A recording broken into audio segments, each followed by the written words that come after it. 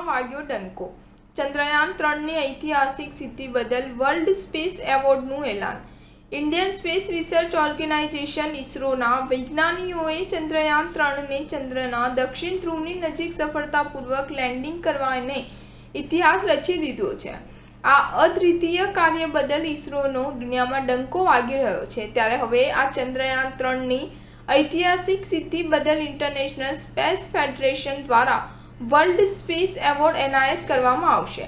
ઉલ્લેખનીય છે કે ભારત સિવાય અત્યાર સુધી માત્ર અમેરિકા, રશિયા અને ચીનના યાન જ ચંદ્ર પર સોફ્ટ લેન્ડિંગ કરી શક્યા છે।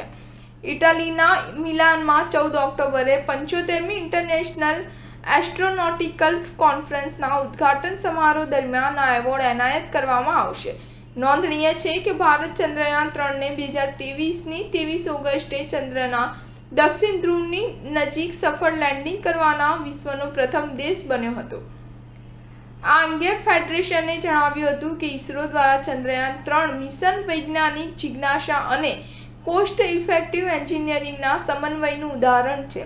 તે શ્રેષ્ઠતા માટે ભારતની પ્રતિબદ્ધતા અને અવકાશ સંશોધન માનવતાને પ્રદાન કરે છે તેવી પ્રચંડ સંભાવનાનું પ્રતીક છે।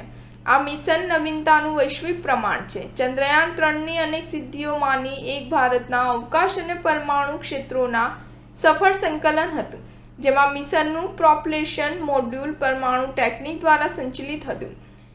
ઉલ્લેખનીય છે કે ચંદ્રયાન 3 લેન્ડિંગની પ્રથમ વર્ષગાંઠ નિમિત્તે દેશભરમાં અનેક કાર્યક્રમોનું આયોજન કરવામાં આવ્યું હતું। સ્ટાર ન્યૂઝ 7 હંમેશા સચ્ચાઈની સાથે।